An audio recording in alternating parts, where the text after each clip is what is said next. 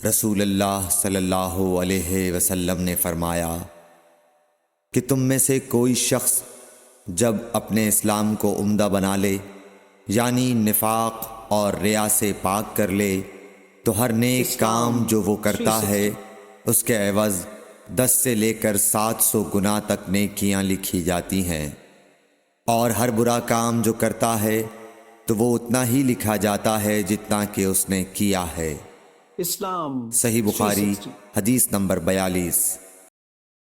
حضور اکرم صلی اللہ علیہ وآلہ وسلم نے ارشاد فرمایا کہ جب ایک بندہ مسلمان ہو جائے اور اس کا اسلام عمدہ ہو، یقین و خلوص کے ساتھ ہو، تو اللہ اس کے گناہ کو جو اس نے اس اسلام لانے سے پہلے کیا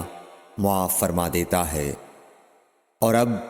اس کے بعد کے لیے بدلہ شروع ہو جاتا ہے، یعنی ایک نیکی کے عوض 10 گنا سے لے کر 700 گنا تک ثواب،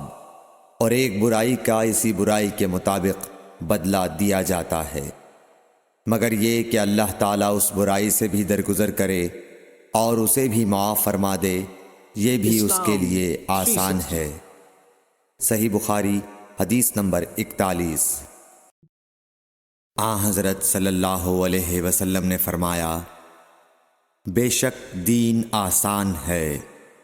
اور جو شخص دین میں سختی اختیار کرے گا تو دین اس پر غالب آ جائے گا اور اس کی سختی نہ چل سکے گی، بس اس لیے اپنے عمل میں پختگی اختیار کرو، اور جہاں تک ممکن ہو میانہ روی برتو، اور خوش ہو جاؤ کہ اس طرز عمل سے تم کو دارین کے فوائد حاصل ہوں گے، اور صبح اور دوپہر اور شام اور کسی قدر رات میں عبادت سے مدد حاصل کرو۔